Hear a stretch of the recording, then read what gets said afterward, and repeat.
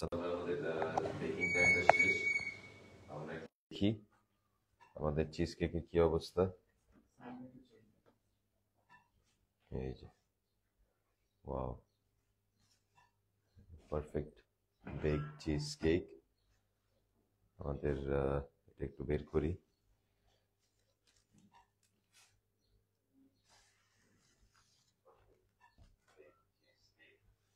এটা সরিয়ে ফেলি।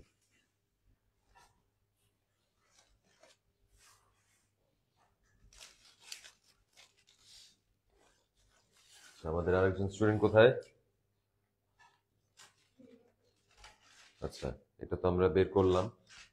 এবার আমরা এভাবে বাইরে কিছুক্ষণ রাখবো, তারপর হচ্ছে আমরা ফ্রিজে স্টোর করব। এটা পুরোপুরি অ্যাটলিস্ট আমরা 2 থেকে 3 ঘন্টা রাখতে হবে।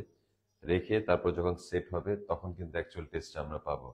যেহেতু এটার মধ্যে আমাদের সাওয়ার ক্রিম আছে, চিজ দেওয়া আছে, সো এটা গরম গরম যে আপনি টেস্টটা পাবেন তার চেয়ে বেশি টেস্ট পাবেন এটা কোল্ড হওয়ার পরে। হ্যাঁ, তো দর্শক আপনারা তো দেখলেন আমাদের প্রোডাক্ট আমরা বের করেছি। আমাদের চিজ কেকটা ডান। এবার আমরা জাস্ট এটাকে রেস্ট করে আমরা সেট হওয়ার অপেক্ষায় থাকবো এবং তারপরে কিন্তু আমরা ফাইনালি এটাকে টেস্ট করব। সো তারপরে আমরা কিছুক্ষণের মধ্যে আবারও আমরা চলে আসবো আপনাদের মাঝে।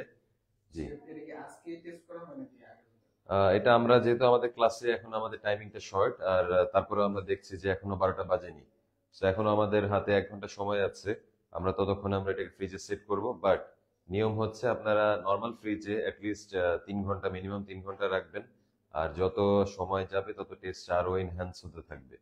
তো এই হচ্ছে আমাদের টিপ। জি, আর এটাকে আমরা কি মানে আগামীকালকে কি এটা বের করব?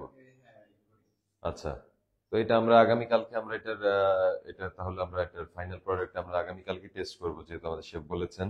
তো ঠিক আছে, আমরা ফাইনালি প্রোডাক্টটা নিয়ে আবারও আমরা চলে আসবো কালকে। সো ততক্ষণ আমাদের সাথেই থাকুন।